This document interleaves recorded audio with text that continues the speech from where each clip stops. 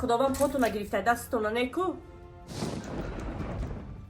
من دارتون خورید در این خونه تو قوچه جانش زندگی میکنم دیگه کس نه تمام زندگی تمام کارش برای اوچهش خیلی وقت است زهر رجب علی ایبرانی اوچه جونی ما دیل جونی ما چی خیلی شدی اوچه جون؟ میشه بچم سوز شدیم خوب شدی اوخی؟ داروات هستن همش؟ خیلی اوچه جون انشالله که زیغ نشه انشالله که شفا میابی خدا خواهد بود رنگ هر وقته سیر گشت میبراییم عموما زیغ نشه اوچه دلا که شد گرفتن در کار دلا اینه ما همه وقت در خدمتیم اوچه جون اوچه جونی ما انا ما کار رفتیسم یک باره او طرف بعدی کار اومدنم خدا خواهد انا بزرگ میدرم خرید میکنم مایل چایده با خونه رو میگیرم یا چی در کارتونه چی دیلتون میکشه مثال گپ که ما بگیرم برای شما بیارم اوچه چی بچم دلم نمیکشه روی صفحه برای کار بچم خدا احتیاط کو بچه جان 2 ساله که باری سری تشدم بچم دو پای رو بچم که توی اوچه جون جانم شویم خیلی گپ نزنه اوچه جون 2 سال نه 2 عصر لازم باشه اوچه جان ما خدمت میکنیم ما در برتونیم فهمیدین اوچه جان عموما زیغ نشه انشالله که با میخزیم با پا میخزیم با انشالله که همه خرسندی و خشیره میبینین ای پیش ای دلم سرم کمپیر خدا بیار آب بیار افقاد کن خدمت کارم کنیم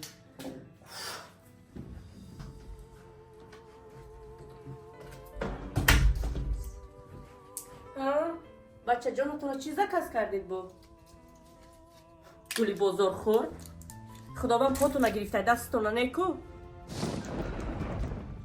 من دارتون خورید نه نمردی خاموش شد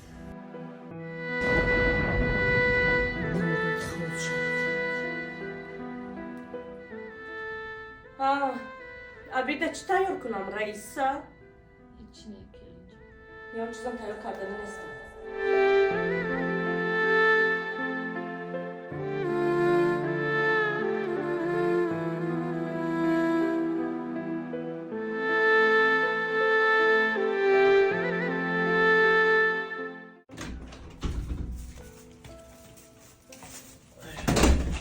زنک جان او زنک جان لبه چه خیلی خوب هستید اینجا هستید میشه سلامتی خوبه احوال خوبه من با تاکسی روی کردم چطور رو آورده هستون نمیشه ها وردن اصلا ده کروب که آخه ها زنک جان جانم شوید یورا بگی اصلا سه و این نوکه مایده کنه ریزت بارو چه جانم مایده مایده خب مجدد میکن چی که پیش مدار میدرم تیسته که زنک جان در مون سبخه بعد فراموش نکنیم یک کم ترک اوی گرم درمون اول کم تر گرم شوم فهمیدی؟ بعد بگی بیا در این خونه تو قوچه جانش زندگی میکنم دیگه کس نه تمام زندگی تمام کارش برای اوچهش خیلی وقت است زهر من با یک امید و آرزو عروس شده آمدم که خوشبخت زندگی کنم همه دختر میخواد وقتی که اویله‌دار شود تنها باشد با مایل خودش زندگی کند چی احوال است دیرم زود نفهمیدم زنک خود با خودت گپ زدی سعی ها؟ چی مقصد داری؟ خیلی چی گفتنی داری؟ چی خواهیشی داری؟ بیا مده گپ زد خود با خودت باید در دیوار گپ نزد چی میخواهی؟ گویا که میفهمیدم دیدیستی نفهمیدیستین چی با گفتنی من میکنی شما چی با شما گویی چی با در دیوار گویی چی یک چی نمیرسه؟ چی کم بودی داری در میخونه؟ با فکرم من در این خونه خدمتگار نه عروسی خونه اگر من از همه اول میدونستم که شما با اوچه جانتون زندگی میکنید هیچ وقت چنین زندگی را قبول نمیکردم میفهمید بعد جانم زد روزی در آن اوقات کن چای بیار دارو بیار این بیار وای بیار من هم دخترم من هم عروس شده آمدم که با مایل خودم زندگی کنم با مایل خودم پوشم با مایل خودم خورم این چه احوال است تو در این خونه کلینی تو در این خونه کلینی این چیزا فراموش نکن ترم در خونه تون مادر داری خداوند کنه که هیچ وقت مادرت درد سر نبینه. خداوند کنه که مادرت محتاج روی در کلی نشوه، بیمار نشوه. بعدی را فراموش نکن که آینده ترا پشتومان میشه. یک عمر جوان نمیمونی، یک عمر به دست و پای خودت کار نمیکنی. آینده رنگینه مادر اینا ترا پشتومان میشه. دعا کن که بعد فرزندت بیرون درد نکنه، کلی بیرون درد نکنه.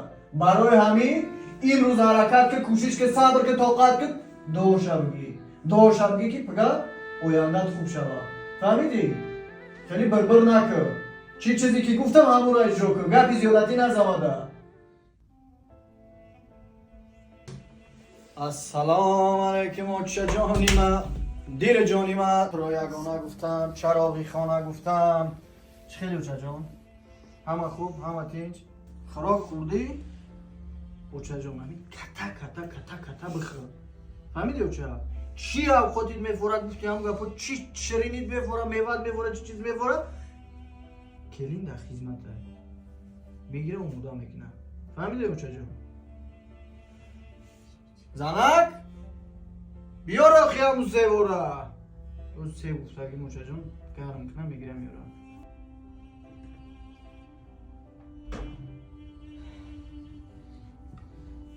منم سیبونم.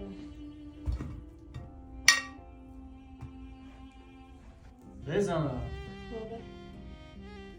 تو توجیکی را فراموش کرده ای؟ من باید قطعی اگه اون زبانی خیتایی تا دیگه بزنم. من تو را آوازی گفتم که زنک جان همین سیوار را گرم کرده مایده کرده خش روید ریزه که بیار با پیش رو چما. چی گفت؟ چی کار کردیستی؟ او خود کردیستم. دستشون ساز خودشون میکنه. همین میگن که یا بازاری یا بازوری یا بازار ها؟ بازوریش بگیریم ها؟ عجبالی بچم جان نک کلینه. ای سر تو بگه کروی خانه میکنه، همه خدمت ما میکنه بچم. بالای دو کودکا که تیاری گو میکنه. 3 سال میشه که وزبینی من در بالای سرم بیچاره کلینه. عجبالی خالت زنگ زن یا درست خانه که خالت درم نمیخوام که زندگیش ما برای ما ویران شده بچم. زندگی باباتون ویران نکنی بچم برای من. برمای درست خانی خالت نیستم بچم. زندگیتون ویران نکنی برای ما شده. اوچه جان جانم شوین. نه خونه خالم برین نه خونه تغم برین. این همین تا وقتی که من هستم، تا وقتی که من زنده ام اوچه جان، این همین خونه شمایی، این همین جا میستین، همین جا نگاه و بینتون میکنیم.